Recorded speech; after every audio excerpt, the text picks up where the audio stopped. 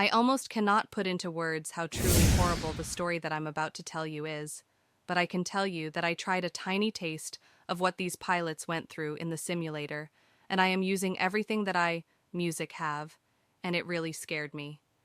This is a story of the second Boeing 737 MAX accident. Stay tuned on the 29th of October. 2018, a horrible accident took place in Indonesia involving an almost brand new Boeing 737 MAX 8 from Lion Air. The aircraft disappeared from radar only minutes 0:00:45 after departure, and the pilots had managed to transmit messages about having flight control problems before suddenly diving nose first into the Java Sea, killing everyone on board. I have just released an hour-long video explaining that crash in detail, and I highly recommend you to watch that one before this to fully appreciate the gravity of the story that I will now tell during the weeks and months after the accident of Lion Air Flight 610. There was a lot of speculation floating around in the airline world, a fully blown 000116. Accident investigation normally takes several years to complete, and even the interim report, which covers just a bare basic outline of the accident, can take several months before it's released. This means that the involved parties, the airline, aviation authorities, and the aircraft manufacturer, have some room to form a public narrative around the accident with the help of the press, who naturally always wants answers straight away about what could have possibly happened. Boeing, who had back then just 000145 released the Boeing 737 MAX to the market, was therefore very proactive during those early weeks. Already on the 6th of November, a week after the accident, Boeing issued a flight crew operations bulletin aimed at clarifying what to do in case the stabilizer trim would suddenly and uncommanded start to trim nose down. It explained that this nose down trim could be activated by, for example, a malfunctioning angle of attack sensor, and the trimming could then last for as long as 10 seconds. This bulletin was sent out to 000206. All airlines who operated the type, and it highlighted in bold that this failure could only happen during manual flight.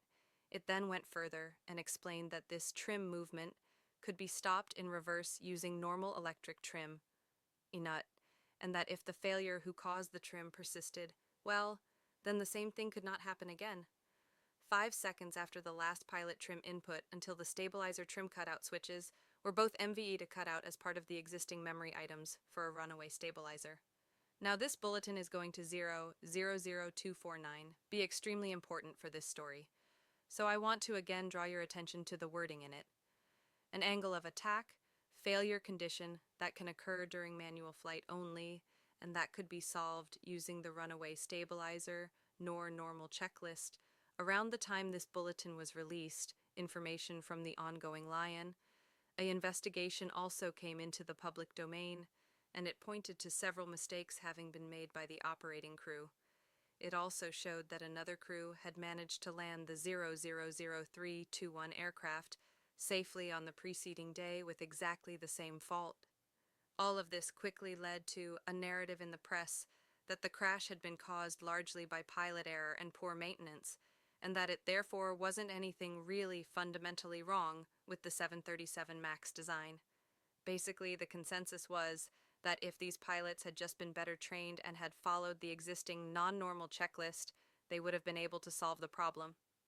Obviously, this was a gross simplification of the truth and actually 000353. A perfect example of why speculation at an early stage after an accident can be really harmful. But this narrative likely suited Boeing just fine. Pilot error is an excellent overarching diagnosis. And to be fair to the Boeing team here, this was also what most professional pilots thought at the time, including me, without understanding all the details of what had actually happened in that cockpit. It did seem strange that the pilots hadn't just executed the runway stabilizer memory items when the aircraft was clearly 000425 trimming forward against their will. And as several articles from that time also pointed out, this was Boeing's initial public position as well. But in the background, a lot of pilots and pilot unions were starting to ask some quite hard questions to Boeing. How came this powerful MCAS system had been included in the aircraft design without being highlighted in the pilot manuals? Now, before I go any further, Here I realized that maybe not all of you have seen my video about the first MAX accident, so I 000457 will now give a short systems review to make sure that this video makes proper sense. The Boeing 737 MAX had been created as a reaction to Airbus's A320neo family that had been fitted with larger and vastly more efficient engines, but the problem for Boeing was that